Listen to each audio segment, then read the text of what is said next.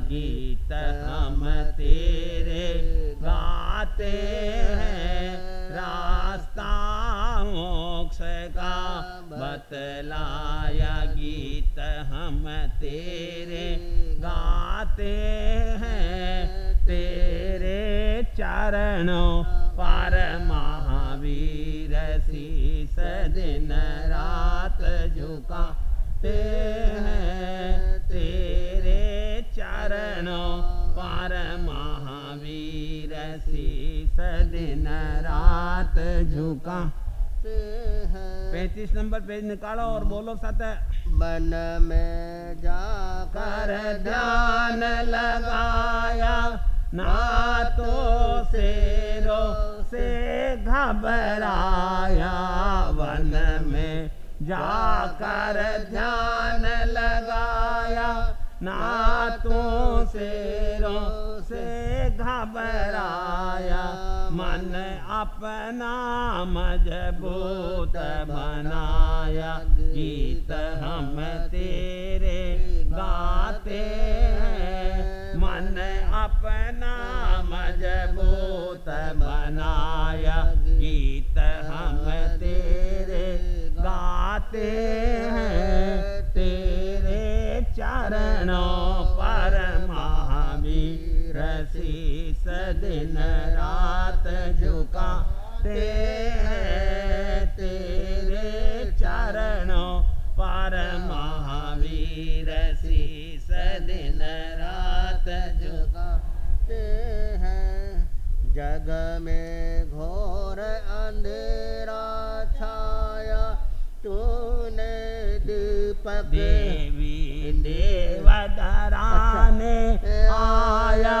उनकी चली न कोई माया, देवी देवधरा ने आया। उनकी चली न कोई माया, आखिर मस्तक आन झुकाया। गीत हम तेरे गाते हैं। आखिर मस्तक आन झुकाया, गीत हम तेरे गाते हैं। तेरे चरणों पर महावीर शीस दिन रात झुकाते हैं। तेरे चरणों पर महावीर शीस दिन रात झुकाने हैं। जग में घोर अंधेरा छाया, तूने दीपक ज्ञान जलाया। जग में घोर अंधेरा छाया, तूने दीपक ज्ञान जलाया। नारा अहिंसा का लाया, गीत हम तेरे गाते हैं। नारा अहिंसा का लाया, गीत हम तेरे गाते हैं। तेरे चरणों पर महावीर शीस दिन रात झुकाते हैं। तेरे चरणों पर महावीर शीस दिन रात झुकाते हैं। तेरी सुन कर अमृत वाणी, भूले वैर जगत के प्राणी। तेरी सुन कर अमृत वाणी, भूले वैर जगत के प्राणी। जय जय करते जग के प्राणी, गीत हम तेरे गाते हैं। जय जय करते जग के प्राणी, गीत हम तेरे गाते हैं। तेरे चरणों पर महावीर शीस दिन रात झुकाते हैं।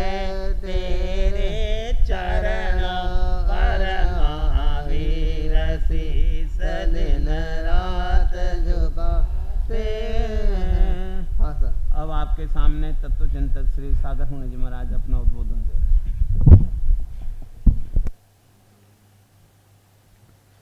श्याम राम में लीन है, देखत सब में राम। ताके पद वंदन करूं गुरु कमल कन्हैया लाल। ओ गुरु कमल कन्हैया लाल। गुरु आणाए मुख गुरु पसायाए अठ सिद्धियो। गुरु भक्ति विद्या साफल्यम होए नियमेन। गुरुदेव आपके चरणों में पल पल हम शीश नमाते हैं। प्रतिपल हम शीश झुकाते हैं। हम चले आपके कदमों पर, बस यही भावना भाते हैं। हम रहे आपके चरणों में, बस यही भावना भाते हैं।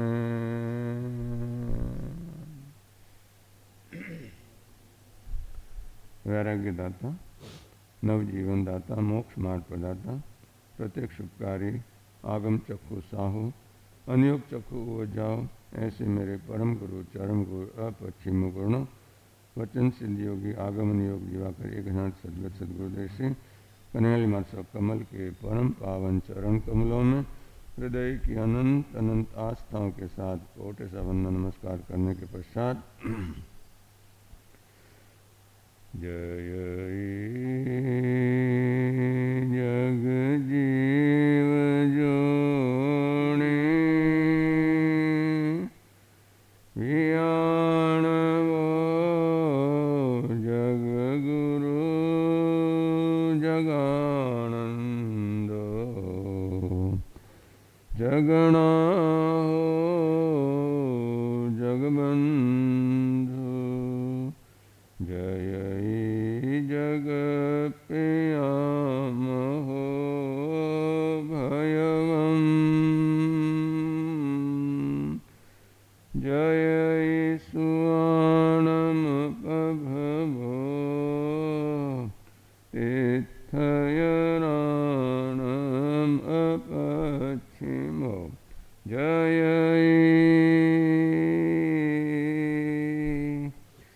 जय गुरुलोगाणम। जय महाप्ता महावीरो।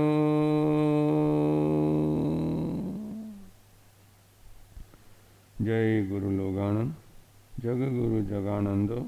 चरम तीर्थेश ज्ञात पुत्र जिन शासन नायक श्रमण भगवान वीर वर्धमान सिंह महावीर स्वामी जी उनके शासन की सदा काल जय हो विजय हो। सदा काल जय हो विजय हो। मेरे अनन्य उपकार अनंत अनंत आस्था के केंद्र ऐसे दीक्षादाता शिक्षादाता संयम प्रदाता शुद्ध ज्ञान के प्रदाता संयम जीवन के परम सहयोगी प्रत्यक्ष परोक्ष रूप से उपकारी सभी गुरु भगवंतों का भावपूर्वक स्मरण करके उनके परम पावन चरण सरोजों में हृदय की अनंत अनंत आस्थाओं के साथ कोटि सा वंदन नमस्कार करने के पश्चात अति विराजित परम सेवाभावी परम पुरुषार्थी उपकारी पूज्य गुरुदेव श्री विनिमास सभागीश प्रवचन गज के श्री मधुर व्याख्यान उपवर्तक श्री गौतम सब गुणाकर तपो के श्री संजीव मात सरल आदि सभी चारित्रात्माओं के परम पावन चरण कमलों में हृदय की अनंत अनंत आस्थाओं के साथ कोटि सा वंदन नमस्कार करने के पश्चात सभा सुहम्मा व सभा न श्रेष्ठा, सभाओं में सर्वश्रेष्ठ ऐसी सुधर्म सभा में विराजित प्रिय धर्म प्रेमी श्रावक श्राविकाओं, सुशील माताओं, धर्म प्रेमी भाइयों एवं बहनों, लोगस्य उज्जोय गरे धम्मति थेरे जिन्हें लोक में जिन्होंने उद्योत किया, धर्म रूपी तीर्थ की स्थापना की, ऐसे चरम तीर्थेश ज्ञात पुत्र जिन शासन नायक श्रमण भगवान वीर वर्धमान सिंह महावीर स्वामी जी का आपके और हमारे ऊपर अनंत अनंत उपकार है। सब जग जीव रखंड ऐठाए पावन भगवे असु कही हम। परमात्मा महावीर स्वामी ने जगत के सभी जीवों पर अनंत दया और करुणा की, और ये आनंद और मंगल का मार्ग, ये कल्याण का मार्ग, ये सुख शांति और समाधि का मार्ग, ये हमारी आत्मा के लिए हित का मार्ग, ये प्रकाश का मार्ग, और ये शोक से अशोक बनने का मार्ग, और ये श्रवण से श्रमण बनने का मार्ग। कौन सा? श्रवण से श्रमण बनने का मार्ग परमात्मा ने सुकह्यम यानी अच्छी तरह कथित किया। तो इस अवसर पर एक बात कहना चाहूँगा कि हम यहाँ व्याख्यान श्रवण करने आए हैं, कोई दूसरी प्रवृत्ति करते हैं, प्रार्थना की बुक देखते हैं, माला गिनते हैं, इधर उधर देखते हैं, तो हम कभी भी जिंदगी में श्रवण से श्रमण नहीं बन पाएंगे, क्योंकि हमने श्रवण किया ही नहीं। हम क्या कर रहे हैं? हम दूसरी कोई प्रवृत्ति कर रहे हैं। इसलिए परमात्मा फरमाते हैं कि आप जहाँ भी रहो वहाँ आपका ध्यान कहना रहना चाहिए, जिस काम में आप लगे हो उस काम में ध्यान रहना चाहिए, दूसरी जगह नहीं, है ना। तो बंधु जो है परमात्मा ने ये श्रवण से श्रमण बनने का मार्ग सुकह्य मैंने अच्छी तरह कथित किया, क्योंकि अपने आचरण से उपदेश दिया। जो आचरण से उपदेश दिया जाता है वही दीर्घ प्रभावी और दीर्घकालिक होता है। और इसीलिए जो है अपने यहाँ जो बात चली है आचरण के बारे में, और आप सुन रहे हैं कि जो है हमने जो एक सूत्र पढ़ा था महामंत्री गुरुदेव के साथ में विहार करते समय, और उस सूत्र के अनुसार आप सुन रहे हैं कि what I hear I forget, what I see I remember, but what I do I understand. आचरण का महत्व कितना है। आचरण के पहले दो बात जो उस चिंतक ने की है कि वॉट आई हियर, क्योंकि अगर हमें आचरण करना है तो इन दो बातों को भी ध्यान रखना पड़ेगा, है ना। अगर ये दो बातें हमारे जीवन में नहीं आएंगे तो हमारा आचरण भी हमें समझ देने वाला नहीं होगा। क्या है? अगर ये पहली दो बातें अगर हमारे जीवन में नहीं आती है, अगर हम श्रवण नहीं करते हैं, और अगर हम जो है देख कर केवल याद ही रखते हैं, लेकिन फिर बाद में क्या है हम जो है उसको भूल जाते हैं, तो फिर आगे का जो है तीसरी स्टेप, तीसरी मंजिल जो है कि what I do I understand. क्योंकि हम करेंगे क्या अगर हमने सुना नहीं है और हमने देख कर उसको समझा नहीं है, तो हम जो आचरण भी करेंगे उसको भी क्या करेंगे, हम समझ नहीं पाएंगे। तो बंधु हमें क्या है, हमें सबसे पहले अपने जीवन में क्या है श्रवण को समझना है। और अपने यहाँ जो बात चली है कि ये श्रावण महीना चातुर्मास की शुरुआत का जो ये पहला महीना, और ये श्रावण महीना जो है न केवल जो है जिन शासन में, लेकिन आप देखिए हिंदू संस्कृति में भी इसको पवित्र मास कहा जाता है। क्या कहा जाता है? ये पवित्र मास कहा जाता है। और 2 महीना जो है हिंदू वैष्णव संप्रदाय में, हिंदुओं में भी क्या है तपस्या की वगैरह आराधना होती है, उनमें भी उनके ग्रंथों का पारायण होता है, सुनते हैं, वो समझते हैं कि इससे हमारी आत्मा क्या होती है, पवित्र होती है। तो बंधु पूज्य गुरुदेव श्री कन्हैया मास्टर कमल जो एक एक शब्द की सुंदर व्याख्या फरमाते हैं, तो श्रवण के लिए उनका फरमाना है कि हमारा श्रवण कैसा होना चाहिए। श्रवण यानी पहला अक्षर कहता है श्र, कि ये हमारी श्रद्धा को, किसको? श्र यानी श्रद्धा को, वर्ण यानी बनावे, है ना। आपने देखा हो पहले के समय में, हमने तो बहुत देखा है, अब तो देखने में नहीं आता है, लेकिन हमारी जो है गांव में जो है पापड़ जो है पापड़ बनाए जाते थे, तो पापड़ के लोहे और उसको क्या बनाया जाता? पापड़ लोहे को वना जाता था और वो क्या है पापड़ बनाया जाता। आज भी आप रोटी के लोहे को क्या है वन के रोटी बनाते हैं। तो बंदो हमारा श्रवण भी ऐसा होना चाहिए जो श्रद्धा को वने यानी श्रद्धा को बनावे। आप देखिए कि पापड़ का लोया कितना होता है छोटा, और पापड़ कितना बड़ा होता है उससे कई गुना। तो हम सुने कम, श्रवण कम करें, लेकिन श्रद्धा कितनी होनी चाहिए? मन जितनी। और तभी जो है जब ऐसा श्रवण होगा तब हम श्रवण से श्रमण बनेंगे। मन जितनी श्रद्धा हमारे मन में आएगी तब हमारे क्या है, हम क्या है ऐसे श्रवण बनेंगे। तो बंधु ऐसा श्रवण जो है उसके लिए आपने जो है कई बार अपने व्याख्यान में भी सुना होगा कि 3 पुतलियों की कथा आती है कि हमारा श्रवण कैसा होना चाहिए, है ना। कि आप जिस उस कथा के अनुसार जो ज्ञानी फरमाते हैं श्रवण का महत्व बनाने के लिए कि एक राजा जो था बहुत ही कला का प्रेमी था, उसको जो है कला से बहुत प्रेम था।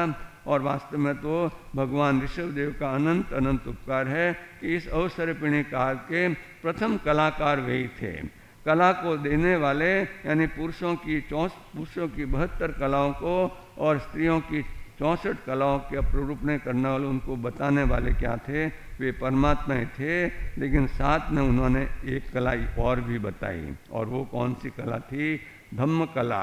सव्वे कला धम्म कला जने। पूज्य गुरुदेव महामंत्री जी स्वभंग माता फरमाते थे कि आप चाहे 72 कलाएँ सीख लो, चाहे बहनें 64 कलाएँ सीख ले, लगभग एक जीवन में धर्म कला नहीं है तो आपकी सभी कलाएं निष्फल है आध्यात्मिक दृष्टि से। ये जो 72 कलाएं और 64 कलाएं हैं, ये हमारे व्यवहारिक जीवन के लिए, भौतिक जीवन के लिए उपयोगी हो सकती है, लेकिन आध्यात्मिक आनंद की प्राप्ति के लिए, जिसके लिए आपके यहाँ क्या लोगो बना हुआ है ना।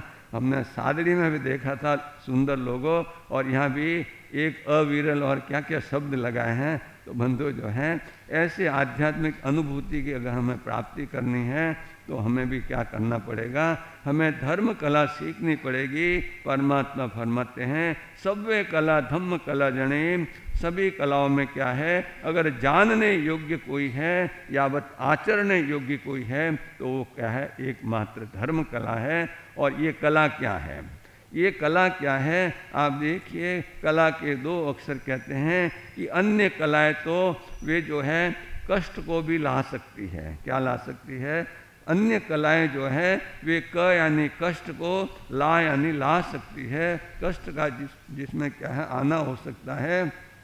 लेकिन धर्म कला ऐसी है जो क यानी कल्याण को लाती है। किसको लाती है, ये धर्म कला क यानी कल्याण को लाने वाली है। तो ऐसी धर्म कला को सीखने के लिए जो है हमें क्या करना है, हमें श्रवण की कला सीखनी पड़ेगी। और ये श्रवण जो है तभी हमारा सार्थक होता है जब हम समझेंगे कि श्रवण कैसे किया जाता है। तो वो राजा जो है कला का बहुत प्रेमी था, और तरह तरह के कलाकार आकर उसको क्या है अपनी कला का प्रदर्शन करते थे। राजा उनको उचित पारितोषिक देकर क्या करते थे, उनका सम्मान करते थे। तो एक बार एक सुंदर कलाकार आया और उसने 3 पुतलियाँ राजा के सामने रखी। कितनी पुतलियाँ रखी, 3 पुतलियाँ उसने राजा के सामने रखी। अब राजा ने देखा कि तीनों पुतलियाँ एक दूसरे की जेरोक्स कॉपी, यानी कोई अंतर नहीं, वही रूप, वही रंग, वही साइज, वही वजन, सब कुछ उसका एक ही है, कोई भी जो है उसमें अंतर नहीं।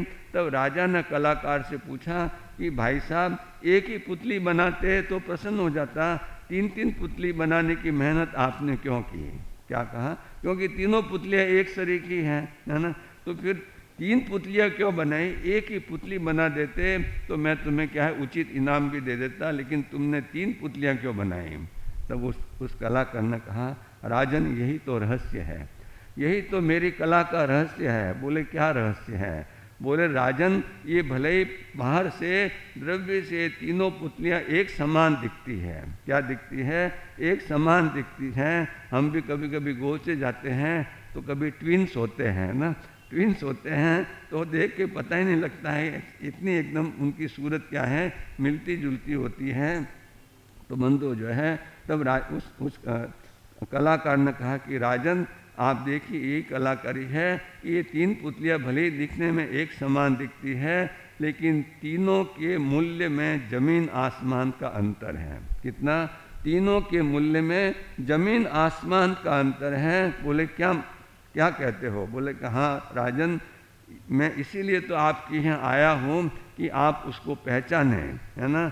उसने राजन से कहा कि राजन एक पुतले की कीमत कौड़ी की है। कितनी है, कौड़ी की, कौड़ी समझते हैं आजकल, तो कौड़ी कहेंगे तो समझेंगे नहीं, है ना। हाँ, तो बोले कि एक पुतली की कीमत कौड़ी यानी नगण्य है, कुछ भी नहीं है कीमत, जबकि एक पुतली की कीमत 1000 स्वर्ण मोहर है। कितनी? 1000। एक तो नगण्य, कोई कीमत नहीं, फेंकने जैसी है, कौड़ी ऐसे। और एक की कीमत 1000 स्वर्ण मोहर, रुपये नहीं, स्वर्ण मोहर, सोने की मोहर है। और एक पुतली की कीमत 1,00,000 स्वर्ण मोहर है। कितनी? 1,00,000 स्वर्ण मोहर है। अब राजा भी चकरा गया, बोले ये क्या बात करते हो, तीनों पुतलियाँ एक साथ एक जैसी दिखती है और तुम कह रहे हो कि तीनों की पुतलियों में जो है उनकी कीमत में इतना अंतर है। राजा का दिमाग काम नहीं करा है। अब आप देखिए कि राजा का दिमाग काम नहीं करे तो वो किसकी तरफ देखता है, किसकी तरफ देखेगा? हाँ, मंत्री की। कितनी सही बात की है ना। ये हमारे सब मंत्री बैठे हुए हैं, है ना, सब बुद्धिमान है। और हमारा ये परम सौभाग्य है, ये श्रमण संघ का परम सौभाग्य है कि हमें मंत्री नहीं लेकिन महामंत्री जैसे गुरुदेव मिले। महामंत्री जी सौभाग्य मुनि महाराज साहब, जिनके साथ 2 वर्षावास करने का और उनका अंत्यवासी बनने का क्या है परम सौभाग्य मुझे प्राप्त हुआ। और मुझे याद आता है, मुझे कहते हुए गौरव होता है, हर्ष की अनुभूति होती है कि जब सूरत का 2010 का चातुर्मास अंतिम दिन था, कार्तिक शुक्ला पूर्णिमा थी, लगभग 5000 से ज़्यादा लोगों की उपस्थिति थी। और उस समय में गुरुदेव ने एक घोषणा की कि ये सागर मुनि, मेरे पीठ पर हाथ रखकर कहा कि ये सागर मुनि द्रव्य से तो क्या है विनय मुनि के शिष्य है, लेकिन भाव से मेरे भाव शिष्य हैं। क्या कहा उन्होंने? ये आशीर्वाद दिया बंधुओं। तो ऐसे महामंत्री को तो मैंने अंतःकरण से और उनको अंदर से मैंने देखा है कि कैसे विचक्षण प्रज्ञा के धनी थे और कैसे उनकी जो है उनकी बुद्धि निर्मल थी और कैसे व्यक्ति के अंतःकरण को पहचानते थे। उनकी सबसे बड़ी विशेषता मैंने देखी कि वे आने वाले व्यक्ति के अंतःकरण को जान जाते थे और उन ऐसे व्यवहार फिर वो उनके साथ करते थे। तो बंदो जो है ऐसा हमारे परम सौभाग्य है कि ऐसे गुरुदेव मिले हमें, महामंत्री गुरुदेव, और श्रमण संघ का ये परम सौभाग्य। तो उस राजा ने भी जो है उस मंत्री की तरफ देखा। मंत्री समझ गया कि राजा की इच्छा क्या है कि मैं उनकी समस्या का क्या करूं, समाधान करूं। जैसे आप देखते हैं कि अकबर के यहाँ कौन था? बीरबल। अकबर के यहाँ बीरबल था और कृष्ण राय राजा के यहाँ तेनालीराम करके जो है मंत्री था। यानी ये बुद्धि का जो है देखिए भगवान ने भी 4 प्रकार की बुद्धि बताई है। औत्पात्य बुद्धि, वैनय की बुद्धि, कार्मिक की बुद्धि और पारिणामिक की बुद्धि। तो ये जो बुद्धिमान, और आप भूल गए कि हमारे सैनिक महाराजा के कौन मंत्री था? अभय कुमार। कैसी बुद्धि थी उनकी कि जो सैनिक महाराजा जिस समस्या का समाधान नहीं कर पाते थे, वो समस्या किसको जो है अभय कुमार उनको सॉल्व कर देते थे। धारणी रानी को दोहद आया, है ना, और उसको जो है दोहद को लेकर धारणी भी चिंतित हो गई और राजा सैनिक भी चिंतित हो गया कि ये अकाल में, है ना, नवंबर, दिसंबर, जनवरी महीने में बारिश बरसती हो, हरियाली छाई हो, जैसे सावन महीना आया हुआ हो, और ऐसा उस समय जो है रानी को दोहद आया कि मैं हाथी की अंबाड़ी पर, राजा सैनिक के साथ हाथी की अंबाड़ी पर बैठकर वन विहार करो और रिमझिम बारिश हुआ और मैं वन विहार का क्या करो, आनंद लूटो। ऐसा उनको दोहद आया, है ना। दोहद यानी जहाँ 2 हृदय मिलते हैं, 2 हद यानी 2 हृदय मिलते हैं। तो उदर में जो शिशु है उसका हृदय और माता का हृदय दोनों जब मिल जाते हैं तब ये दोहद आता है। और उस दोहद की पूर्ति किसने की? अभय कुमार ने। ये बुद्धि के धनी थे बंधु।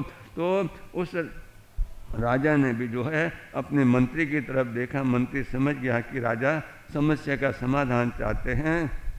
मंत्री 2 मिनट के लिए उन पुतलियों की तरफ देखने लगे। उन पुतलियों को हाथ में उठाया, इधर से उधर करते हैं, देखते हैं कि बाहर से तो कोई अंतर नजर नहीं आता। महात्मा पुरुषों की सदाकार जय हो, विजय हो। महात्मा पुरुषों की सदाकार जय हो विजय हो। छः का अनंत ज्ञान दर्शन के धारक, जन जन के उद्धारक, संसार के समस्त जीवों को मोक्ष मार्ग का दिव्य संदेश देकर उस पर चलने की भव्य प्रेरणा प्रदान करने वाले चरम तीर्थेश शासनपति श्रमण भगवान महावीर स्वामी को एवं आचार्य भगवान तथा समस्त उपकारी गुरु भगवंतों के चरण कमलों में हृदय की अनंत आस्थाओं के साथ कोटिशः वंदना अर्ज करने के पश्चात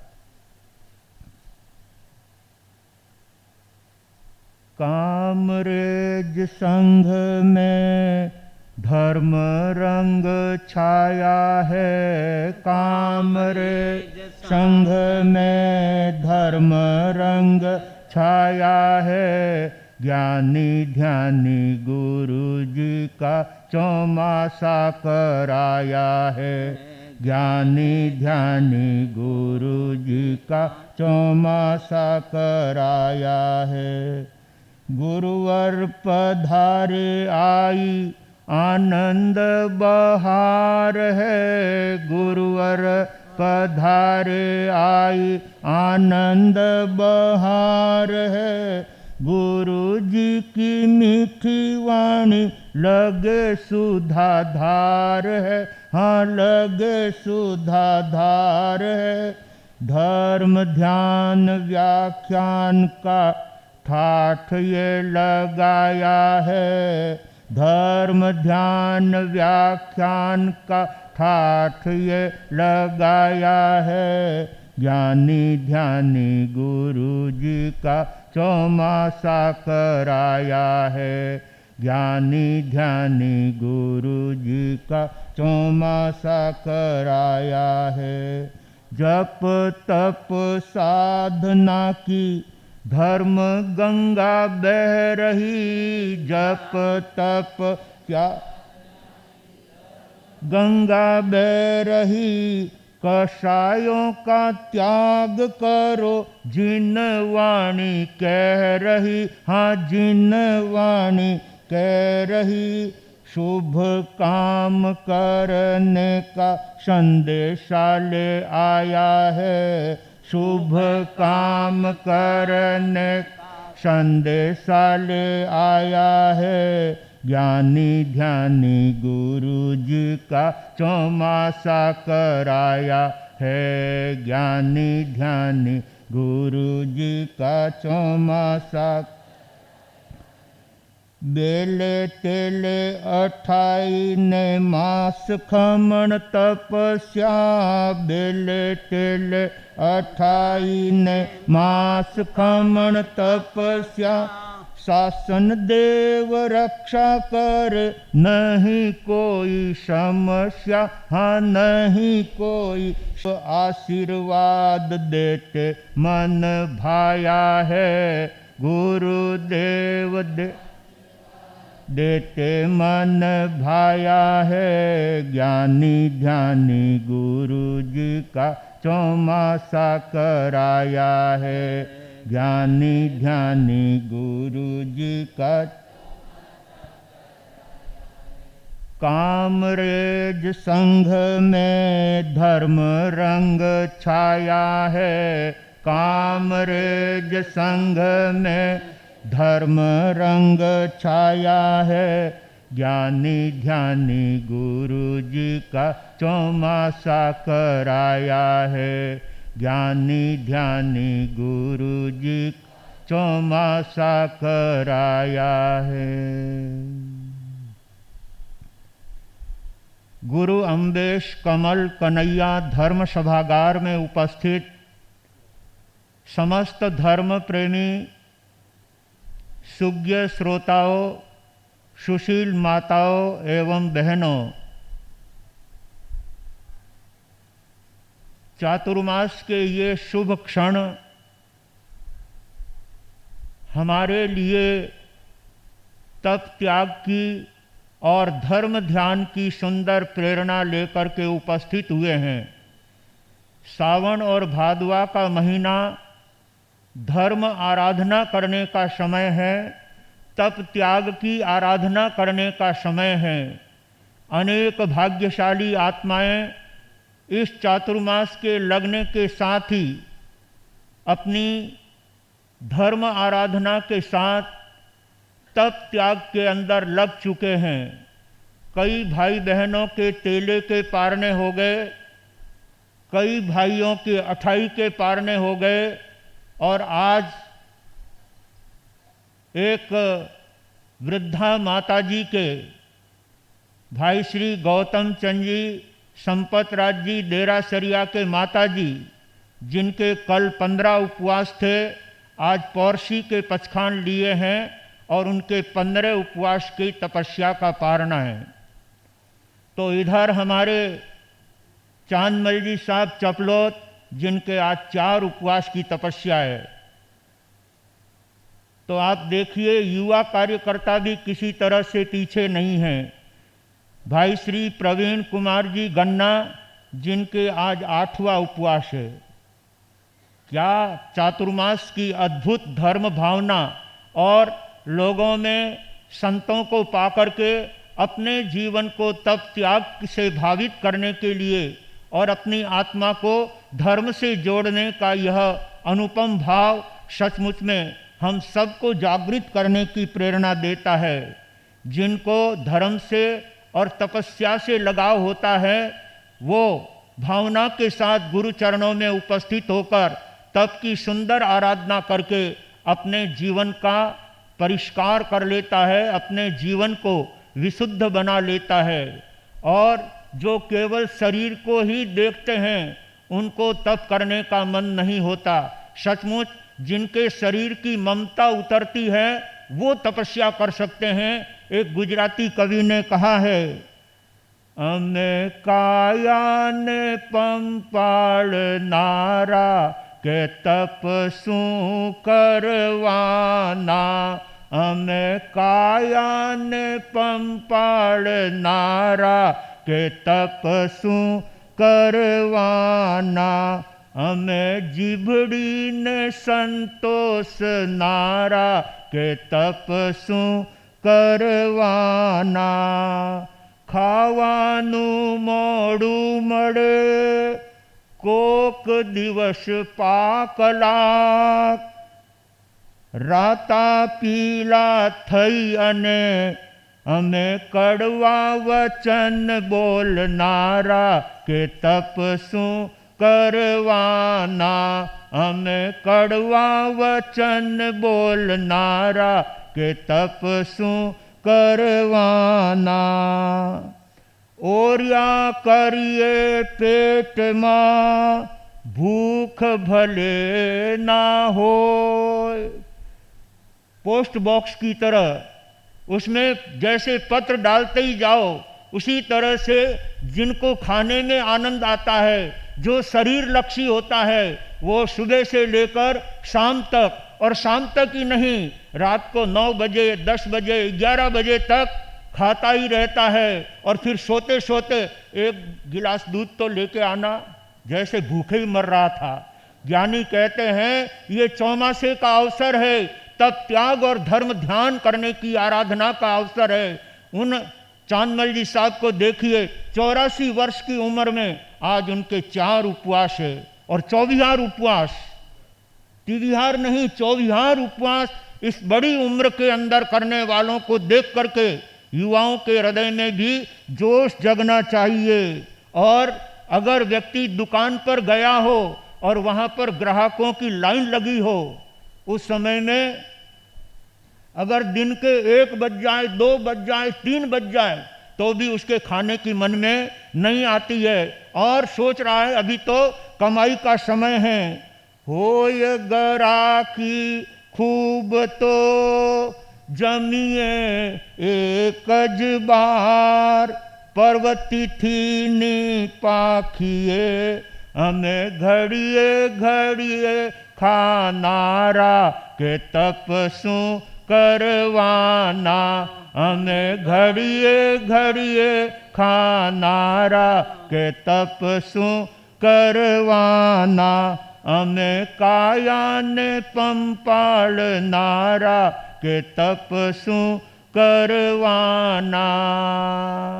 जो शरीर को फूंके देते हैं उनसे तप नहीं होता है। सौभाग्यशाली वो हैं जो 15-15 दिन की तपश्चर्या, 28 की तपश्चर्या और अनेक बहनों और भाइयों के तेले तप की आराधना हो चुकी है, और कई तेले कर रहे हैं, कई 4 के पचखान कर रहे हैं, कोई 5 के पचखान ले रहे हैं। सचमुच में उनको धर्म ध्यान की पिपासा है।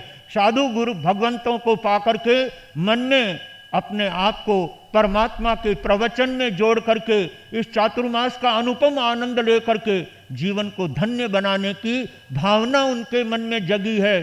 तब ये तप होता है, तब ये तप जब की आराधना होती है, तब हमारे जीवन में धर्म कार्य निष्पन्न होता है। आइए सौभाग्यशालियों, ऐसे उत्तम पावन चातुर्मास के क्षणों में अपने जीवन को हम धर्म ध्यान में और तप त्याग में लगा करके सफल और सार्थक बनाएंगे। और यदि इतनी बड़ी तपस्याएं नहीं हो सकती है तो रात्रि भोजन का त्याग करो, 24 का पचखान करो, कुछ न कुछ अपने जीवन में त्याग नियम लेकर के इस चातुर्मास का दिल से आनंद लेना है। तब आपका चातुर्मास कराना सार्थक होगा। इस चातुर्मास में नए श्रावक कितने तैयार हुए, नए बालक बालिकाएं सामयिक प्रतिक्रमण सीखने वाले कितने तैयार हुए। और इसके लिए पुखराज जी नाहर आपको धार्मिक शिक्षण देने के लिए बालक बालिका हो, महिला मंडल हो, बहु मंडल हो, युवा मंडल के कार्यकर्ता हो और श्रावक श्राविका हो, सबको वे समय देने के लिए तैयार हैं। पर आप लोगों को समय निकाल करके उनके समय का लाभ लेना है और अपने जीवन को ज्ञान ध्यान से जोड़ करके इस चातुर्मास का भव्यतम आनंद लेना है।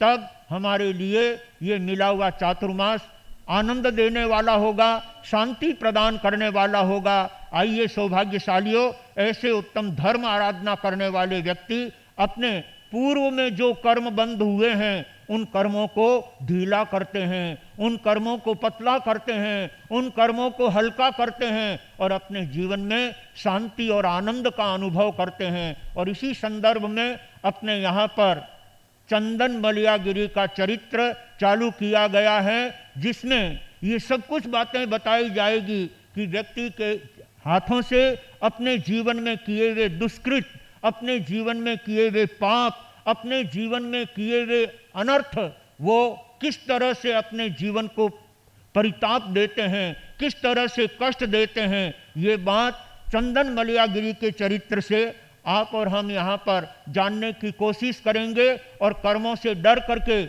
अपनी आत्मा को धर्म ध्यान और तप त्याग में लगाने का भाव बनाएंगे। तो आइए वो चौपाई का कुछ हिस्सा आगे बढ़ाते हैं।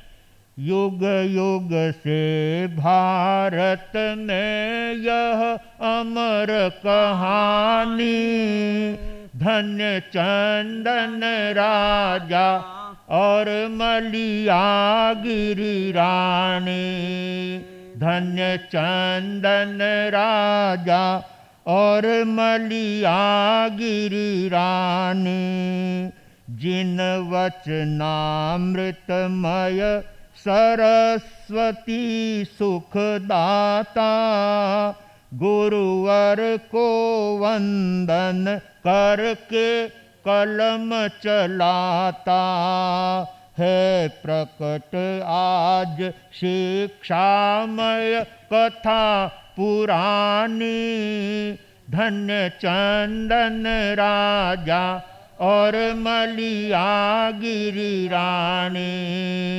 धन्य चंदन राजा और मलयागिरी रानी। कथाकार अपनी कथा को कलम के द्वारा लिखते हुए उन्होंने सर्वप्रथम शासनपति, अपने इस अवसर्पिणी काल के धर्म शासन के अधिपति परमात्मा महावीर जिनेश्वर देव के चरणों में भावपूर्वक वंदन करने के बाद वो फरमाते हैं, जिन वचनामृत में सरस्वती सुखदाता, सचमुच में बंधुओं, उस जिन वचनों में प्रगाढ़ आस्था कब आती है? जब व्यक्ति को ज्ञान के प्रति अभिरुचि होती है और सरस्वती के प्रति अपनी उत्तम भावना और उनके प्रति समर्पण का भाव होता है, तब जिन वचनामृत अच्छे लगते हैं, परमात्मा की वाणी अच्छी लगती है। गुरुदेव फरमाते हैं कि मैं उस सरस्वती माता को याद करते हुए और जिन वचनामृत के अनुसार इस चंदन मलियागिरी के चरित्र को अपने कलम से लिखने की कोशिश करता हूं, और जो कथा वर्षों से सदियों से चली आ रही है, ऐसे चंदन और मलियागिरी के चरित्र को आपके सामने उपस्थित करने का भाव रखता हूं। ये कहते हुए गुरुदेव आगे उस बात को बढ़ाते हुए फरमाते हैं, भूतल का था श्रृंगार कुसुमपुर आला, धन वैभव से परिपूर्ण सुरम्य निराला, था नहीं शहर जो रखता इसकी शानी, धन्य चंदन राजा और मलियागिरी रानी, धन्य चंदन राजा और मलियागिरी रानी। परमात्मा को, गुरु को और जिनवाणी को और सरस्वती माता को वंदन करने के साथ ही इस कथानक की भूमि का प्रारंभ करते हुए फरमाते हैं कि इस जगती तल पर, इस संसार के अंदर, इस भूतल पर एक ऐसा नगर था जिसकी सर्वत्र शोभा थी, और नगर की शोभा के अनुरूप उसका वर्णन और नगर के अनुरूप उसके अंदर संपूर्ण व्यवस्थाएं उस नगरी के अंदर देखने को मिलती थी। ऐसे नगर का नाम था कुसुमपुर। कुसुमपुर उसका नगर का नाम था, जिस नगर के अंदर सब तरह की शोभास्पद बातें, सब लोग आनंद पूर्वक रहने वाले, सब लोग प्रसन्नता से अपना जीवन चलाने वाले, ऐसे नगर की शोभा बताते हुए कवि कहता है कि धन वैभव से परिपूर्ण सुरम्य निराला। वो नगर कैसा था कि धन धान्य से परिपूर्ण था। सचमुच में बंधुओं, धान्य का अभाव भी व्यक्ति को कष्टमय बना देता है, लेकिन कुसुमपुर नगर के अंदर सब तरह से आनंद था, धन भी था और धान्य भी था, सब तरह का वैभव था और सब तरह की व्यवस्थाएं उस कुसुमपुर नगर के अंदर थी। जैसा कि एक दोहे में कहा गया है कि नगरी शोहंती जल वृक्ष बागह, नगरी की शोभा, शहर की शोभा जल से, वृक्षों से और नदी नालों से और बाग बगीचों से हुआ करती है। जिस नगरी के अंदर बाग बगीचे होते हैं, जिस नगरी के अंदर गार्डन होते हैं, जिस नगरी के अंदर वृक्ष होते हैं, वो नगरी अपने आप में अनुपम शोभा को प्राप्त करने वाली होती है। कुसुमपुर नगर के अंदर ये सारी व्यवस्थाएं पाई जाती थी। जगह जगह पर गार्डन बने हुए थे। गांव के लोगों को, नगर वासियों को वहां पर सवेरे सवेरे घूमने के लिए जाते हैं, शुद्ध हवा मिलती है, उनके शरीर को, उनके मन को, उनके इंद्रियों को प्रसन्नता देने वाले वहां के फल फूल आदि मन मोह लेते थे। ऐसे गार्डन में सवेरे सवेरे घूम करके लोग स्वस्थता का अनुभव करते हैं, अपने आप को सब तरह से निरोग रखने का प्रयास करते हैं। जिस नगर में बाग बगीचे, नदी, तालाब, सरोवर होते हैं, वो नगरी अपने आप में लोगों को आनंद देने वाली होती है। कुसुमपुर नगर भी अपने आप में इन सब व्यवस्थाओं से परिपूर्ण था। कुसुमपुर नगर में रहने वाले सभी लोग आनंद से अपना जीवन बिता रहे थे। कवि कहता है, कहीं कुंड कूप कल कल करता है नाला, थे उपवन जहाँ कई खिलते पुष्प रसाला, कुहू के कोयल कहीं अद्भुत रस बरसानी, धन्य चंदन राजा और मलियागिरी रानी, धन्य चंदन राजा और मलिया गिरी रानी। थे पुर जन अति संतुष्ट धर्म पथ गामी। थे राजा चंदन नृपमंडल में नामी। महारानी मलियागिरी रूप लासानी। धन्य चंदन राजा और मलियागिरी रानी। धन्य चंदन राजा और मलियागिरी रानी।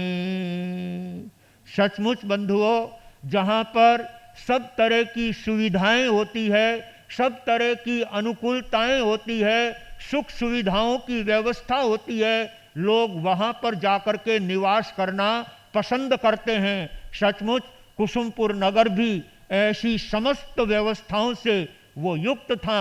सभी तरह के बातें लोगों को वहाँ पर प्राप्त थी। कोई भी व्यक्ति उस शहर में रहने वाला तकलीफ में नहीं था, दुखी नहीं था। ऐसी कुसुमपुर नगरी के अंदर वहाँ का महाराजा चंदन नाम का राजा का नाम चंदन बताया जाता है। ऐसे चंदन राजा अपनी पूरी प्रजा के साथ में, अपनी पूरी रैयत के साथ में भली भांति उसका लालन पालन करता है। प्रजा सुख में है तो राजा अपने आप को सुखी समझता है, और प्रजा पर किसी प्रकार का दुख आता है, आपत्ति आती है, तो राजा अपने आप में दुख महसूस करता है। ऐसे ही चंदन राजा अपनी नगरी के अंदर समस्त लोगों का ध्यान रखते हुए, प्रजा पालक का सद्गुण अपने जीवन में निभाते हुए अपनी प्रजा का समुचित ध्यान रखते हैं। और अनेक राजाओं के अंदर चंदन राजा का नाम सर्वोपरि था। वे सब राजाओं में श्रेष्ठ राजा थे। ऐसे चंदन राजा के राज अंतःपुर में मलियागिरी नाम की रानी थी। बंधुओं, जहाँ राजा का वर्णन आता है वहाँ पर रानी का वर्णन आया करता है, और जहाँ सेठ का वर्णन आता है वहाँ पर सेठानी का वर्णन आया करता है। और आप देखते हैं कि जहाँ दो व्यक्तियों का मिलना होता है तब किसी कार्य को संपन्न करने का वहाँ पर सद्गुण उपस्थित होता है। तो राजा चंदन के राज अंतःपुर में मलियागिरी नाम की उनकी रानी थी, जो स्त्रियों के सभी गुणों से युक्त थी। और मुख्य रूप से स्त्रियों के 6 गुण कहे हैं। जिस स्त्री में 6 गुण होते हैं वो अपने आप में गुण संपन्न नारी होती है। वे 6 गुण कौन से हैं उसका थोड़ा सा वर्णन आपके सामने करना चाहूँगा।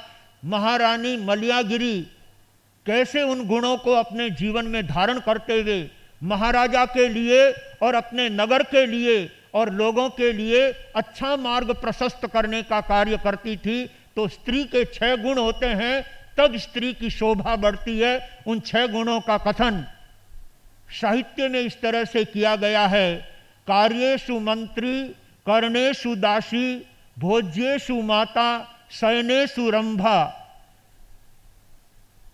और धर्मेषु सहाया, क्षमया धरित्री।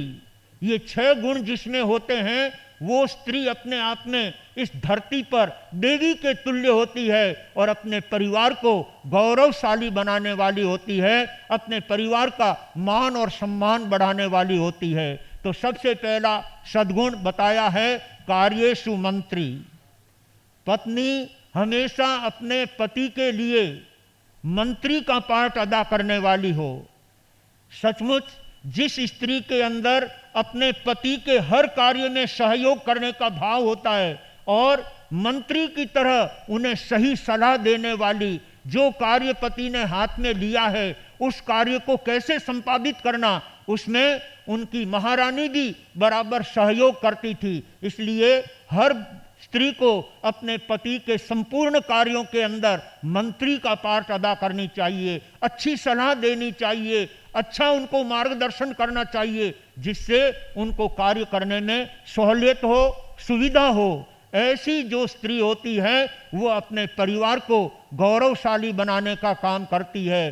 कार्येषु मंत्री, अपने पति के प्रत्येक कार्य के अंदर मंत्री की तरह अपना मार्गदर्शन करती हो। और आगे कवि कहता है, कार्येषु मंत्री कर्णेषु दासी, पति के हर कार्य में सहयोग करने वाली।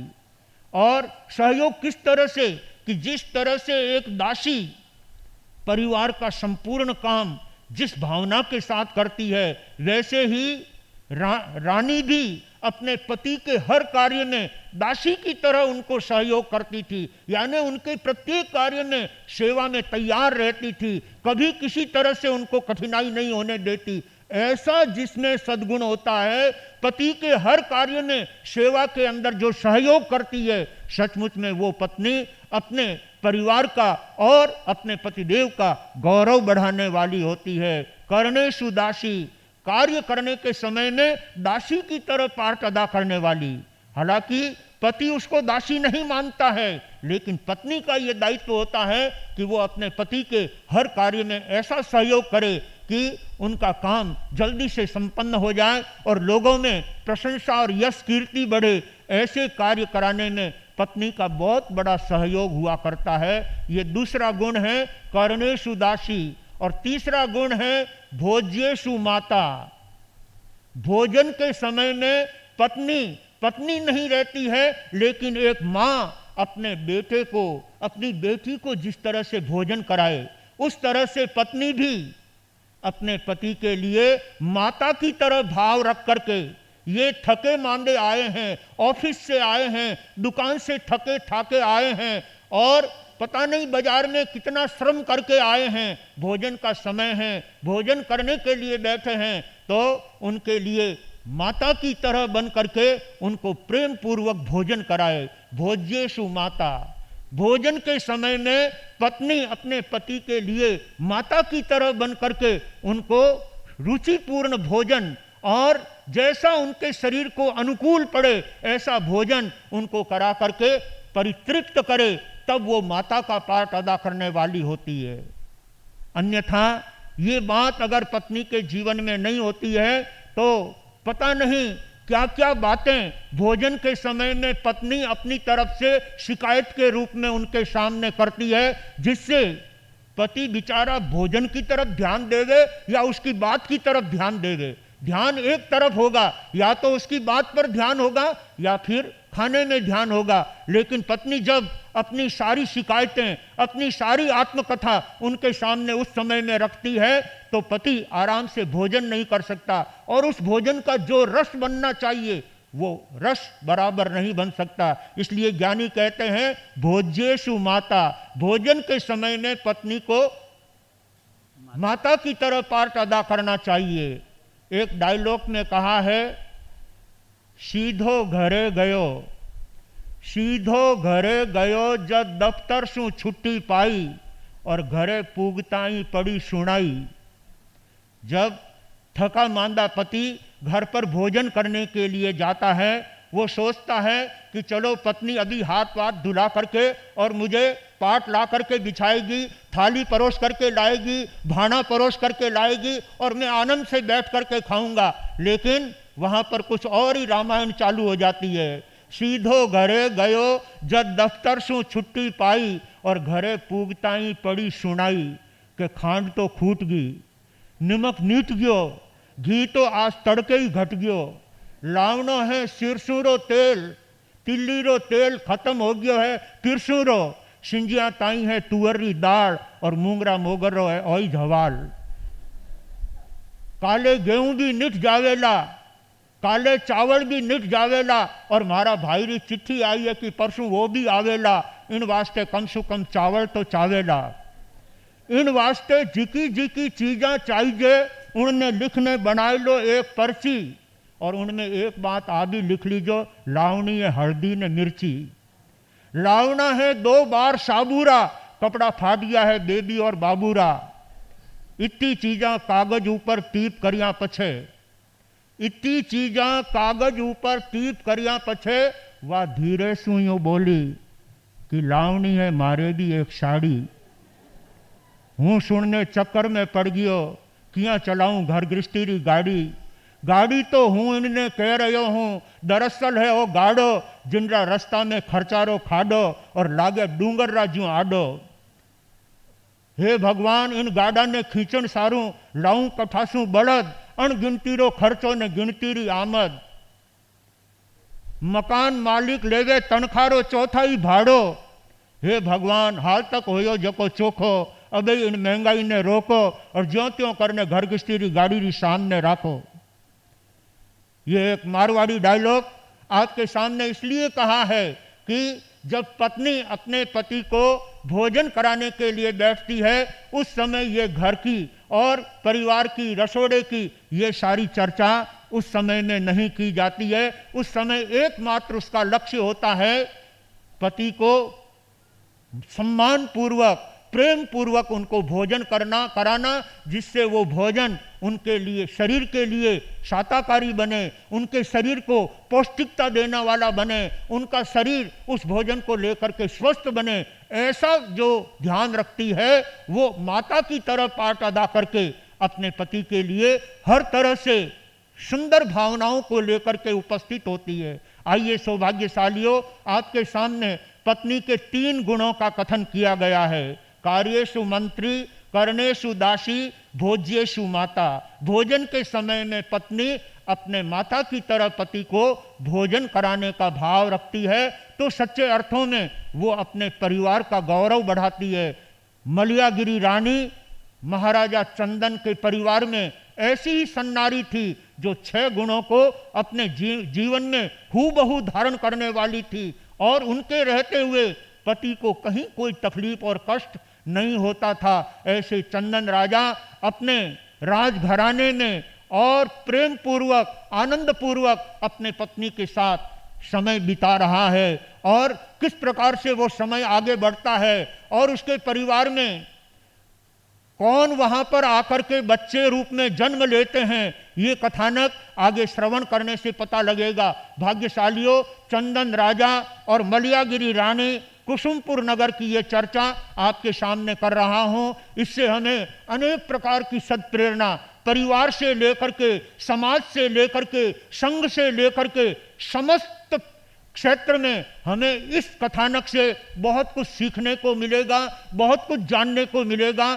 सौभाग्यशालियों, समय पर आकर के इस कथानक का भव्य आनंद लेकर इस चातुर्मास में हम सबको इस कथानक का लाभ लेना है, और साथ साथ में अपनी धर्म आराधना, अपनी तप त्याग की आराधना, अपनी सुंदर धर्म भावनाओं का परिचय देकर के गुरुदेवों के आगमन का सुंदर लाभ लेकर अपने जीवन को धर्म के सुंदर सद्गुणों से सजा करके इस मानव भाव को सफल और सार्थक करना है। जो ऐसे उत्तम कार्य इस चातुर्मास में संपादित करेगा, सचमुच में वो अपना जीवन सौभाग्यशाली बनाएगा, वो अपना जीवन धन्य बनाएगा, वो अपना जीवन पावन बनाएगा। आइए हम इस मानव जीवन को पाकर के, ऐसे उत्तम धर्म को प्राप्त करके, सद्गुरुओं का सानिध्य प्राप्त करके इस जीवन को पवित्र और पावन बनाने का लक्ष्य रखें।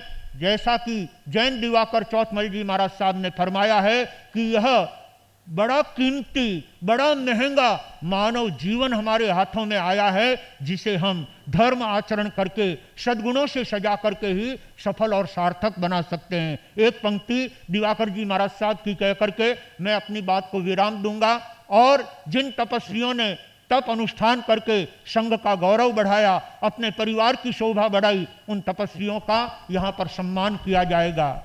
महंगी मानव भव कोटड़ी, परदेसी जिए लो, परदेसी जिए लो। मिली है सदर बाजार परदेसी, मिली है सदर बाजार परदेसी। आप और हम सब परदेसी हैं। मारवाड़, राजस्थान छोड़ करके गुजरात में आए हैं इसलिए परदेसी नहीं, ये तो हमारा ही देश है, परंतु हम जिस गति से इस गति में आए हैं वो परदेशी के रूप में बन करके आए हैं। और परदेशी के रूप में आकर के भी हम यहाँ पर कायम के लिए रहने वाले नहीं हैं। कामरेज वाले तो कायम रहेंगे, वो तो यहीं रहने वाले हैं, कामरेज छोड़ करके कभी नहीं जाएंगे। लेकिन हम तो भगवान की वाणी के अनुसार यही मानते हैं कि हम परदेशी बनकर के आए हैं और एक दिन यहाँ से हमको जाना ही जाना है। तो उससे पहले हमें अपना ऐसा पाथेय तैयार कर लेना है, अपने ऐसा भाथा तैयार कर लेना है कि यहाँ रहे तो भी आनंद में और आगे जहाँ जाएं वहाँ आनंद ही आनंद प्राप्त हो। उसके लिए गुरु भगवंत हम सबको तप त्याग की और धर्म ध्यान की प्रेरणा दे रहे हैं। सभी भाग्यशालियों को ऐसे उत्तम तप आराधन में लग करके अपने जीवन को सफल और सार्थक बनाने की आवश्यकता है। एक तप की पंक्ति कह करके मैं अपनी बात पूरी करता हूँ। 10:28 के आसपास होने जा रहे हैं, 10:30 हो गए सब, तो मैं अपनी बात को यहीं पर पूरा करता हूँ। आइए आप और हम सब इस चातुर्मास का अनन्य आनंद लेते हुए अपने जीवन को धर्म ध्यान से और विविध अनुष्ठानों से जोड़ करके अपने आत्मा को पावन और पवित्र बनाएंगे तो हमारा जीवन इस लोक में भी सुखी और आगे सर्वत्र आनंद आनंद और आनंद को प्राप्त करेंगे। इन्हीं भावों के साथ अपने शब्दों को विराम दें।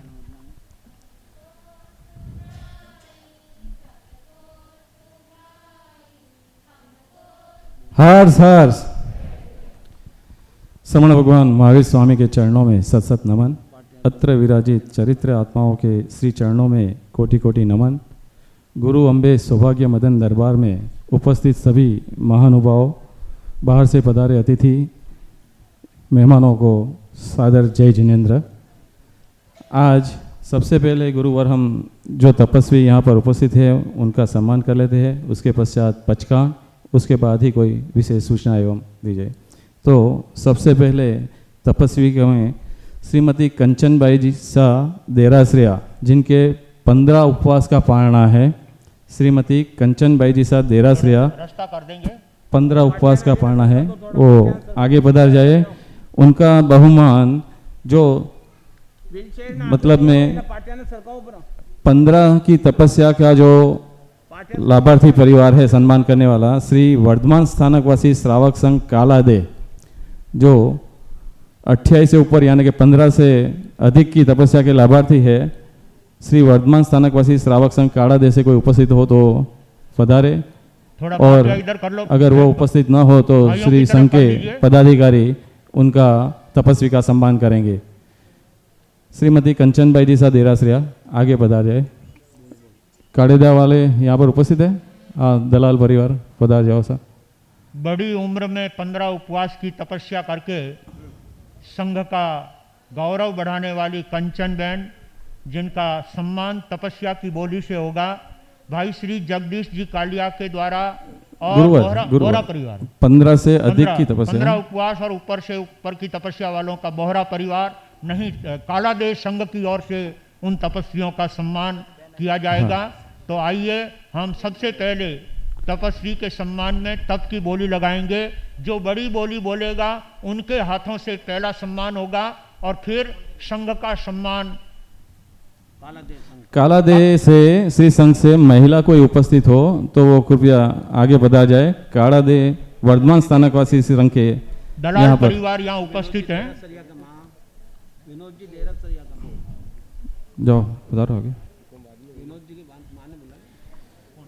15 तपस्या की उपलक्ष्य में श्रीमती कंचनबाई जी सा देरासरा की तरफ से श्री संघ कामरेज को 1100 रुपये जीवदया में एवं 1100 रुपये गौशाला में 2200 रुपये की राशि श्री संघ को प्राप्त हो रही है। अरे घोषणा बाद में, पहले एक काम होने दो, बीच में दूसरी घोषणा ही नहीं।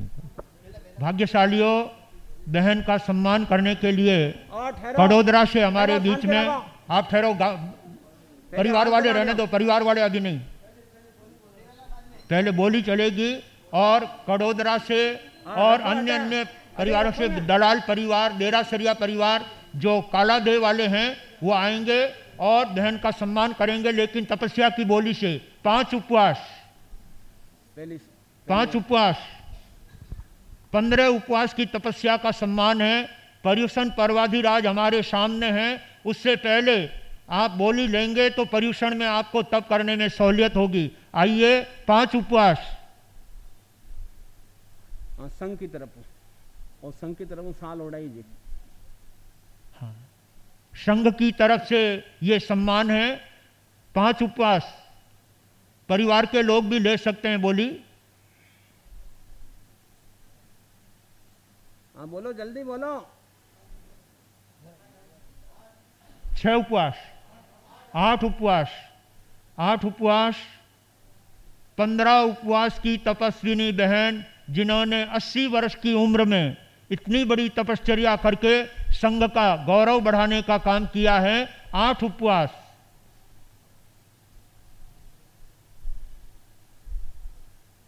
8 उपवास 1 बार, 8 उपवास 2 बार, 8 उपवास।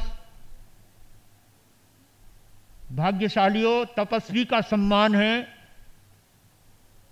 15 उपवास की तपस्या का आपको लाभ मिलेगा। जो ये बोली लेगा उनको 15 उपवास की तपस्या का अनुमोदन का लाभ मिलेगा। 8 उपवास 1 बार, 8 उपवास 2 बार और 8 उपवास 3 बार। बोलिए भगवान महावीर स्वामी की जय हो। हमारे चातुर्मास समिति के अध्यक्ष भाई श्री दिनेश जी पोखरना परिवार की ओर से 8 उपवास की बोली लेकर के ये सम्मान का लाभ लिया है। सबसे पहले संघ की ओर से ये सम्मान हो रहा है और वो संघ के वरिष्ठ सदस्य हैं। आए भाई दिनेश जी के परिवार से बहनें कोई आई हो। और दिनेश जी भी आ जाओ ना। दिनेश जी, हाँ, दिनेश जी भी आगे आ जाएं। हाँ, पोखरना परिवार से हाँ, आपको श्रीमती जी ने बुलाओ ना। कहीं नहीं आए कोई? श्रीमती जी आया हुई नहीं। अच्छा अच्छा, अच्छा अच्छा। बहू भी नहीं आई। हमारे सबकी तबीयत गड़बड़। हाँ हाँ, आप करो, कोई दिक्कत नहीं।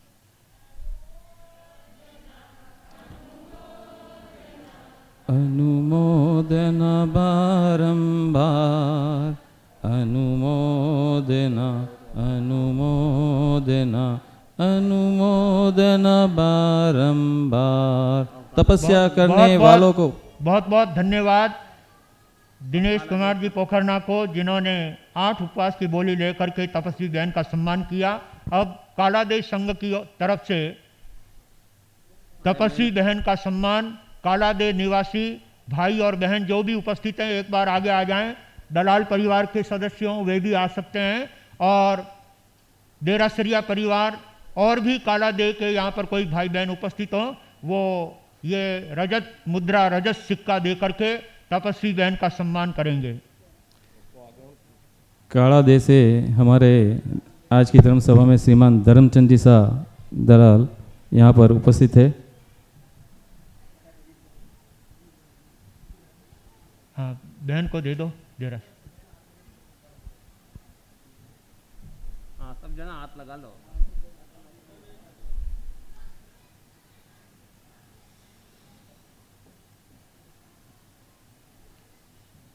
बहुत बहुत धन्यवाद। हर्ष हर्ष हर्ष हर्ष। जय जय। 15 उपवास की तपस्विनी बहन का सम्मान हुआ। अब अन्य तपस्याओं के पचखान होंगे और उस पचखान के बाद में जिनके आज तपस्या की पूर्णाहुति है उनका सम्मान संघ की ओर से किया जाएगा। पहले तपस्याओं के पचखान। आज के तपस्या के पचखान 8 उपवास, 8 उपवास के पचखान भाई प्रवीण कुमार जी गन्ना, जिनके आज 8 है या 9 है? 8 आया कौन है? प्रवीण जी आए? नहीं आया। प्रवीण जी नहीं है। अच्छा। श्रीमती रेखा जी गांधी, उनके 3 उपवास कल संपन्न हुए हैं और आज फिर से वो उपवास पे है। कल तेला का पारणा किया था। श्रीमती रेखा जी गांधी, उनका बहुमान बाकी है। श्रीमती रेखा जी गांधी, उनके बहुमान के लिए श्रीमान जगदीश जी कालिया के परिवार से मीना जी बुंदेला, श्रीमती मीना जी बुंदेला यहाँ पर उपस्थित हो, आगे पधार जाए और हमारे तेले की तपस्वी की का सम्मान करें। बस इनको ले जाओ।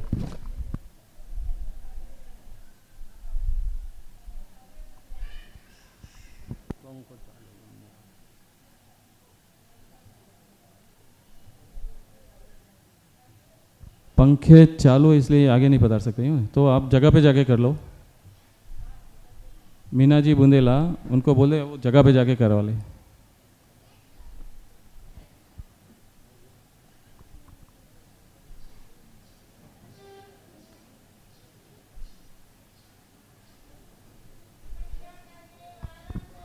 धन्यवाद, चलो आगे बोलो सा। धन्यवाद।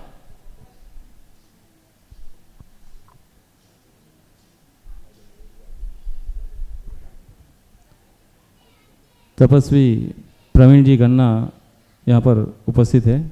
गुरुदेव, इनके आज 8 उपवास।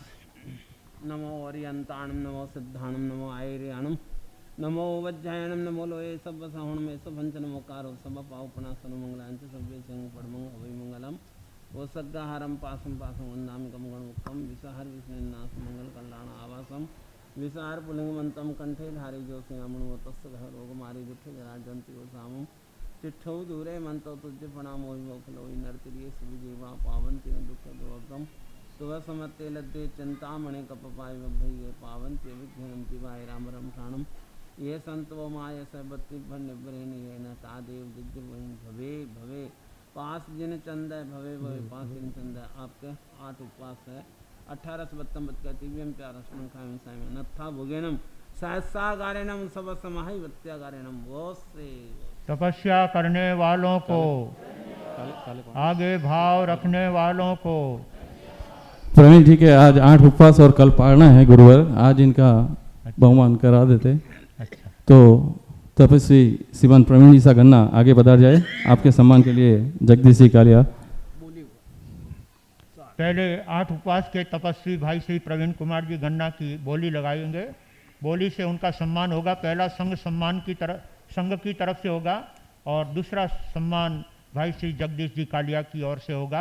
28 तप के तपस्वी प्रवीण कुमार जी गन्ना के तप की बोली लगाई जा रही है। 3 उपवास, 9 उपवास 1 बार, 9 उपवास 2 बार। बोलिए भाग्यशालियों, बहनें भी ले सकती है, बहनें भी तप की बोली लेकर के भाई का सम्मान कर सकती है। अभी आपके सामने दिनेश जी पोखरना ने माता जी का सम्मान किया ही ना, इसलिए कोई भी तपस्या की बोली लेकर के तपस्वी का सम्मान का लाभ ले सकते हैं। चलो 9 उपवास 1 बार,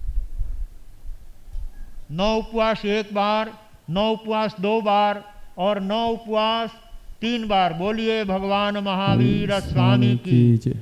भाई श्री नटवर लाल जी और कौन आ गया? कोठारी मोकंदा वाले। नटवर लाल जी साहब कोठारी खारेल वाले। आगे आगे बता रहा हूँ। कोई मोकुंदा वाले के नाम से जानते हैं, हम खारेल के नाम से जानते हैं। कई वर्षों तक रास्ते में विहार करते हुए भाई श्री नटवर भाई ने साधु साध्वियों की बहुत अच्छी सेवाएं की है। जो भी साधु साध्वी चाहे गुजराती हो चाहे मारवाड़ी हो, सभी नटवर भाई को जानते हैं। क्योंकि एक ही परिवार और एक शांतिलाल जी का परिवार, 2 परिवार वहाँ रहते हैं। इन दोनों परिवार की अद्भुत सेवाएं हैं। आज 9 उपवास की बोली लेकर के नटवर भाई ने बहुत उत्तम काम किया है। धन्यवाद। कराओ सर, स्वागत करो। ये संघ की तरफ से 9 उपवास की बोली लेकर के नटवर भाई ने प्रवीण भाई गन्ना का सम्मान करने का जो मन में भाव बनाया, सचमुच प्रेरणा लेने जैसा है। चलो अब जगदीश भाई। हर्ष हर्ष, जय जय। बहुत बहुत धन्यवाद। अब भाई श्री जगदीश जी कालिया, जिनके द्वारा तेले तप करने वाले, 28 तप करने वाले और यहाँ तक कि 14 उपवास तक की तपस्या करने वालों का सम्मान का लाभ पूरे चातुर्मास भर में जगदीश भाई ने लाभ लेकर के संघ में बहुत उत्साह और उमंग का भाव बनाया है। हर्ष हर्ष, जय जय। हाँ साहब। भाई प्रवीण जी ने अपने शाली जी की तपस्या के अवसर पर इन्होंने संकल्प लिया था कि मुझे भी बड़ी तपस्या करनी है। इन्होंने अपना संकल्प पूरा किया। बहुत बहुत धन्यवाद। अब आज के पचकान गुरुदेव। हाँ, अब तपस्या के काल की बोलियां को सुनाओ। कल की बोली, जिनके कल की बोली कल दोपहर को जाप का पाटिया की बोलियां हुई नहीं। सूचना कल नवपद कलश की स्थापना महावीर भवन पे हुई। उस कलश की स्थापना धार्मिक बलियों से हुई। उसमें पाठ की बोली वो 1600 सामायिक नवपद के जाप कल महावीर भवन पर जो स्थापित हुआ। हाँ, आज से 2:30 बजे से 3:30 बजे तक नवपद का जाप होगा। सभी भाई बहन लाभ लेंगे। हाँ चलो। आज की धर्म सभा में जो बाहर से पधारे हुए मेहमान, उनके स्वागत के लिए आज के जो स्वागतकर्ता परिवार है श्रीमान लक्ष्मी लाल जी सा, पारस मल जी सा, गणपत लाल जी सा, देरासरा परिवार, उन्हें मैं आमंत्रित करता हूँ आप आगे पधार जाए। और आज के जो हमारे मेहमान हैं उनका स्वागत सम्मान आप साल व खेत से करेंगे। आज के मेहमान में श्रीमान बालचंद जी सा मेहता, बेंगलोर कोसीथल निवासी, श्रीमान बालचंद जी सा मेहता, बेंगलोर, कृपया आगे पधार जाए। श्रीमान जी इसका नियम है वो स्वागत सम्मान नहीं कराते हैं। उनकी तरफ से श्री संघ को 1100 रुपये की राशि जीव दया के उपलक्ष्य में प्राप्त हो रही है। आपका बहुत बहुत धन्यवाद श्रीमान। अब आगे गुरुवर तपस्या के पचकान करा लो, उसके बाद विशेष सूचना और है। चांदमल्ली साहब वीराणी निम्बेड़ा आज की धर्म सभा में उपस्थित है। चांदमल्ली साहब वीराणी।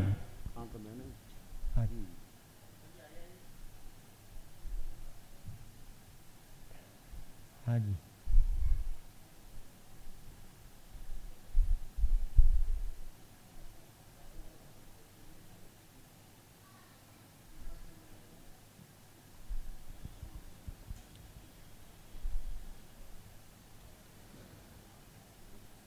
श्रीमान प्रवीण जी सा गन्ना, उनकी 28 की तपस्या के उपलक्ष्य में उनकी तरफ से भी 2100 रुपये की राशि जीव दया के रूप में श्री संघ को प्राप्त हो रही है। आपका भी बहुत बहुत धन्यवाद श्रीमान।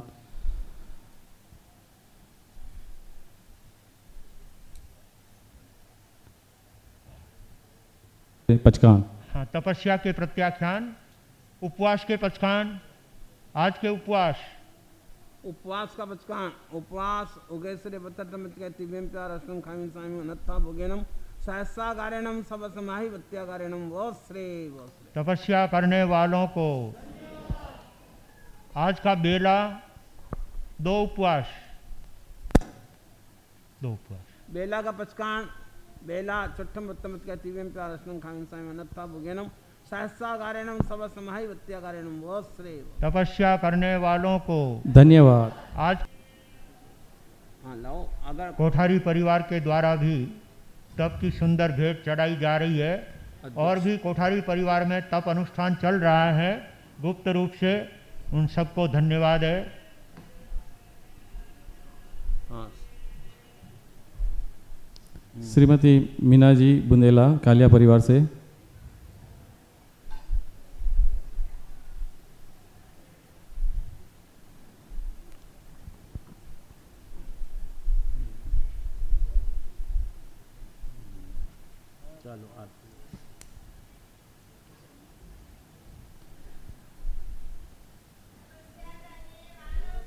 धन्यवाद धन्यवाद। जय जय जिन शासन का चंद, जय जय प्यारा देखा नंद। आरती उतारे भक्ति दीप धरे, धरा गगन पुलकित प्रकृति का कण कण तुम पर हर्षे हैं। नित नित वीक्षित नव कुसुमों का पराग तुम पर वर्षे हैं। चंदो मुलक मुलक मुलकांत सूरज, कण कण में दमकांत। आरती उतारे भक्ति दीप धरे, पाकर तुमको धन्य धरा जिन शासन गौरवशाली है।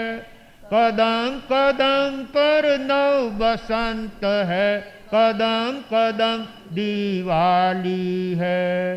पाकर दर्शन सब हर शांत जय जय त्रिभुवन पूजित संत। आरती उतारे भक्ति दीप धरे जनक किशोरी के सुत पर यह त्रिभुवन आज निछावर है।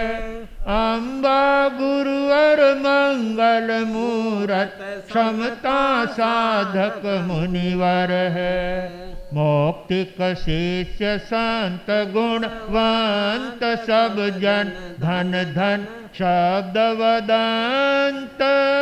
आरती उतारे भक्ति दीप धरे फतेह नगर के पुण्य धरा पर पावन धाम महान है।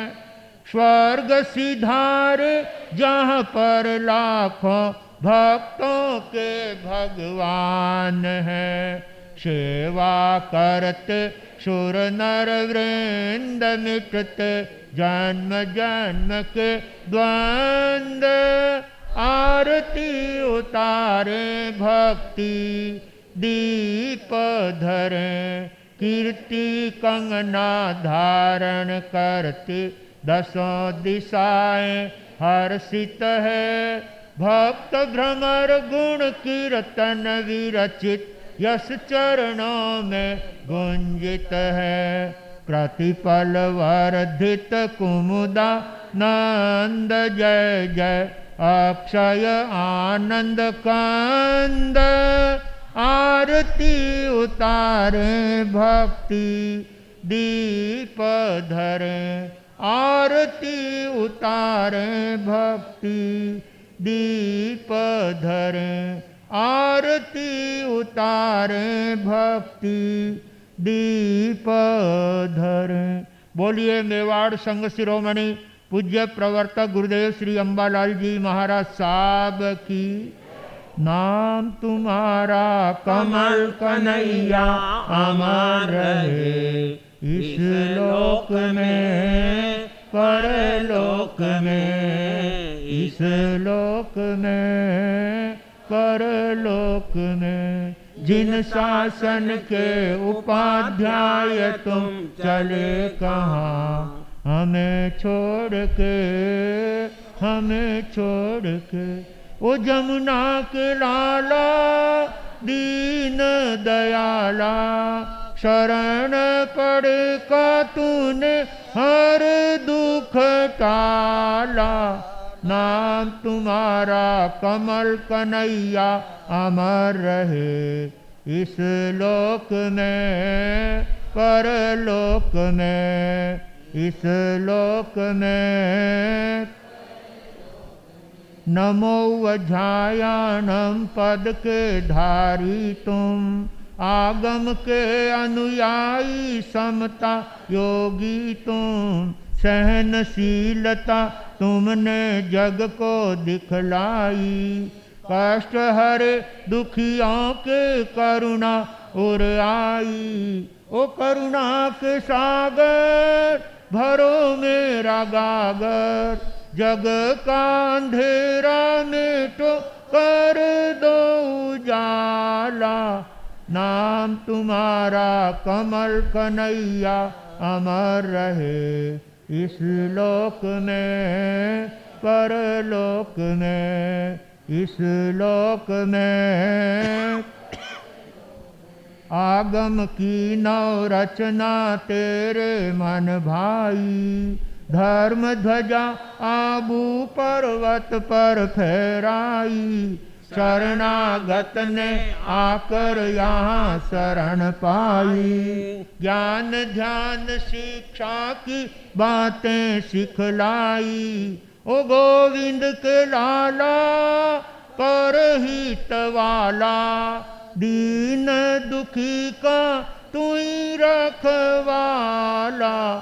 नाम तुम्हारा कमल कन्हैया अमर रहे इस लोक में परलोक में, इस लोक में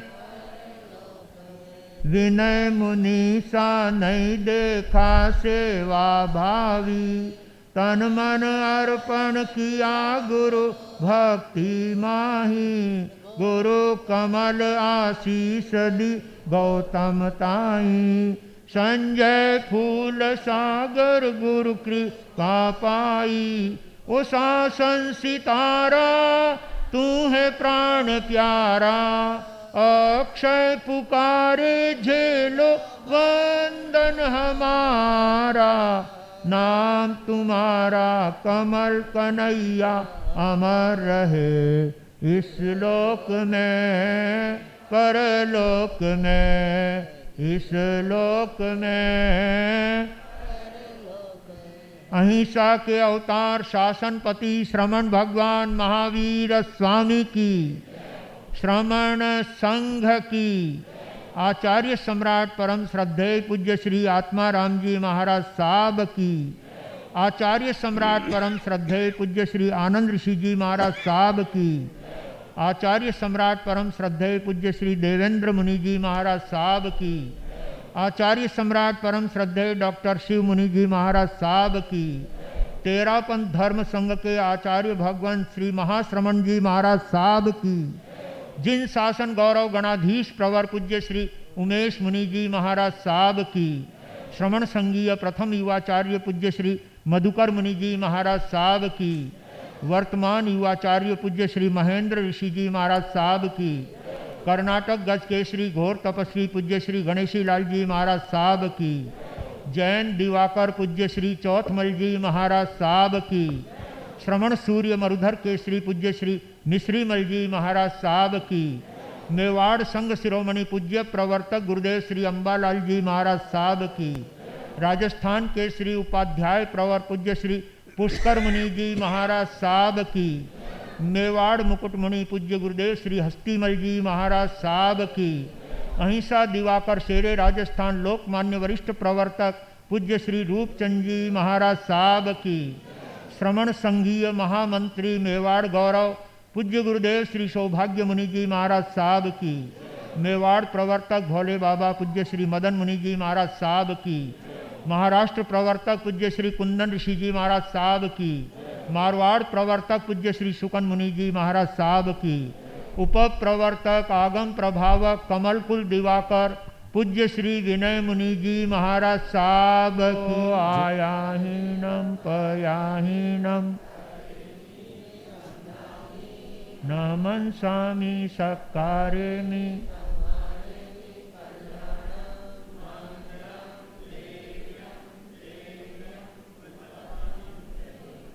तिखुतो आयाहीनम पयाहीनम करेमि,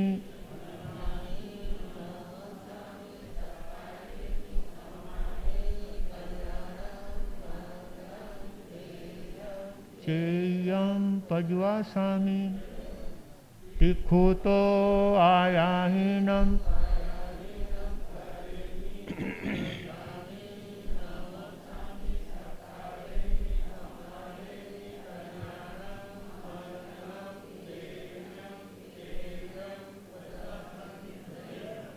नमो अरियंताणम नमो सिद्धाणम नमो आयरियाणम नमो वज्रयाणम नमो लोये सव्वसावणम ऐसो पंच नमोकारो सब पावपणा सुनो मंगलांच सव्वे सिंह पड़मंग हवे मंगलम चत्तारि मंगलम अरिहंता मंगलम सिद्धा मंगलम साहु मंगलम केवली पंत धमो मंगलम चत्तारि लोगोत्तमा अरिहंता लोगोत्तमा सिद्धा लोगोत्तमा साहु लोगोत्तमा केवली पंत धमो लोगोत्तमा चत्तारि शरणम पवज्जामि।